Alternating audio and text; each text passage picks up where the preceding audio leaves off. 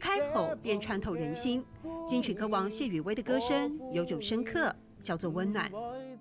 那当我写客家歌的时候，就好像可以回到血液里面有一种温暖，可以跟就是自己的长辈讲话。比方说你的爷爷奶奶都不在了，可是写一首歌好像可以唱给爷爷奶奶听。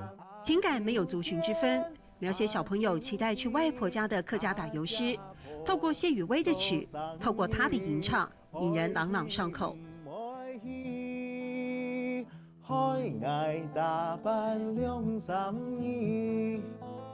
这样发音是对的吗？对啊，你客家歌啊，从我懂后，客家话也讲到懂后，太有模样了。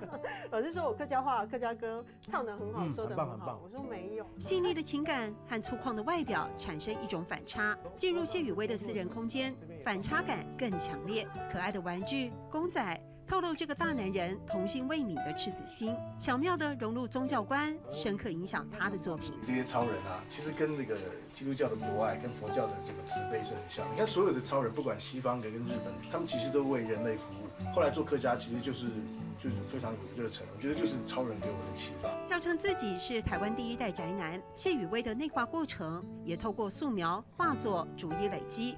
画笔描绘的所思所见，都是生命中珍贵的每一个当下。我们写歌的人，就是他的心灵有很多的那个曲子要出来，你不出来，好像那个青春痘啊挤在那边挤不出来，这样会痛。对，像裘冉克的面容，却始终挂着笑。谢宇威说自己总看光明面，所以唱片业寒冬无所谓，他的能量源源不绝。合花共都懂好，奶油冇样啦。合花共都懂好，奶油冇样啦。